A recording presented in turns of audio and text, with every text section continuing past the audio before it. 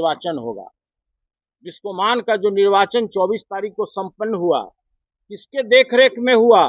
इसके लिए भारत सरकार का जो सहकारी निर्वाचन प्राधिकार है, उसके स्वयं जो सबसे बड़े देश के अधिकारी हैं, जो उसके चेयरमैन हैं और वाइस चेयरमैन हैं, उनका दौरा हुआ इसी कार्यक्रम के लिए। इसकी पत्र हम आप लोगों को हस्तगत कराएंगे। इनके नेतृत्व में, इनके देखरेख में, इनके पर्यवेक्षण में बिस्कोमान का निर्वाचन 24 तारीख को संपन्न हुआ। उसकी काउंटिंग की गई, एक एक चीज की सीसीटीवी कैमरा में और वीडियो फोटोग्राफी की गई। उसके बाद लगभग 12 निदेशक मंडल के सदस्य हमारे पैनल के जीत के आए और सरकार के पैनल के 5 लोग जीत करके आए। सभी लोग जानते हैं, जितने भी लोग हैं, समाज के लोग हैं, आप लोग भारत के नागरिक हैं, सभी लोगों को यह अच्छी तरह से पता है कि अगर कोई भी रीकाउंटिंग होता है, उसी समय रिटर्निंग अफसर को लीक कर दिया जाता है। इस काउंटिंग से हम संतुष्ट नहीं हैं, लेकिन उस समय रिटर्निंग अफसर को हम धन्यवाद देना चाहते हैं कि उन्होंने उस समय सभी लोगों को बोला कि किसी प्रकार का अगर आपको गिनती में, मतगणना में किसी प्रकार की कोई आपत्ति है तो कृपया आप लोग लिख करके दें, मैं पुनः उसका मतगणना करा दूंगा। उस समय उस स्थिति में भारत के जो सहकारी निर्वाचन प्राधिकार के जो चेयरमैन और वाइस चेयरमैन थे, वो भी उपस्थित थे। उस समय किसी लोगों ने नहीं दिया। आज जब 27 तारीख को जब हम लोगों को सर्टिफिकेट निर्गत करना था, और यह भी देश का एक अभूतपूर्व घटना है कि निर्वाचन हुआ 24 तारीख को, मतगणना हुआ 24 तारीख को, और रिजल्ट देने का भारत सरकार के अप्रूवल के बाद तिथि निर्धारित की गई 27 तारीख। 27 तारीख को हम लोग को सर्टिफिकेट, निर्वाचन प्रमाण पत्र मुहैया नहीं किया गया।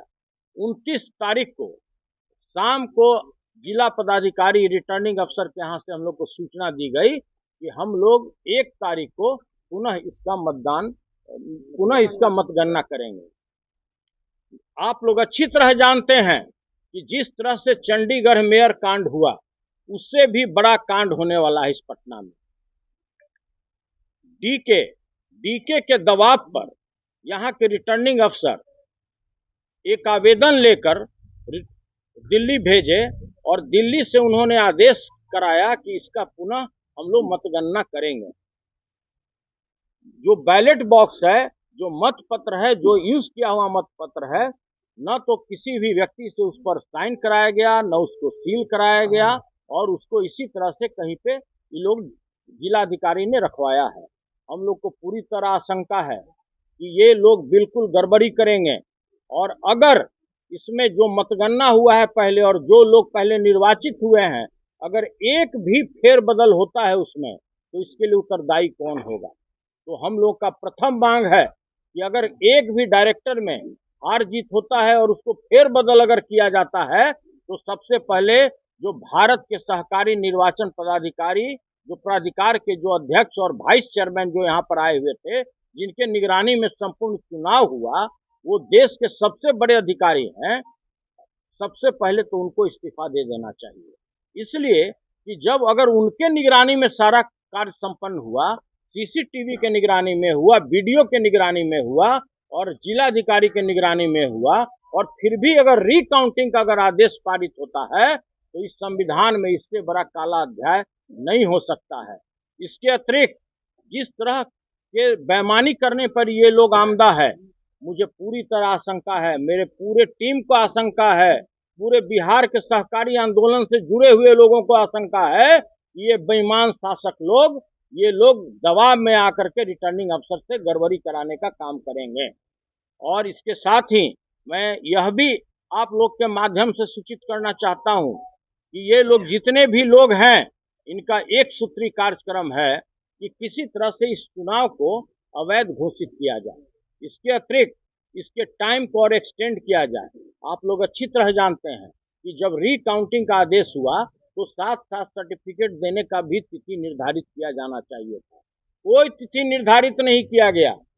इसके अतिरिक्त अध्यक्ष और उपाध्यक्ष के चुनाव का भी तिथि निर्धारित किया जाना चाहिए था, वो भी निर्धारित नहीं किया गया, और मात्र यह दे दिया गया कि हम लोग रिकाउंटिंग कराएंगे। तो पहला तो ये था कि जो 24 तारीख को मतगणना हुआ, रिजल्ट आउट हुआ, जिसमें 12 हम लोग के पैनल के जीत चुके हैं, 5 उनके पैनल के जीते, उनको 4 दिन तक खुली छूट दी गई कि आप आपस में धन बल का इस्तेमाल करके, डरा धमका करके, प्रशासन के मदद लेकर के आप पहले डायरेक्टर को तोड़ फोड़ कीजिए।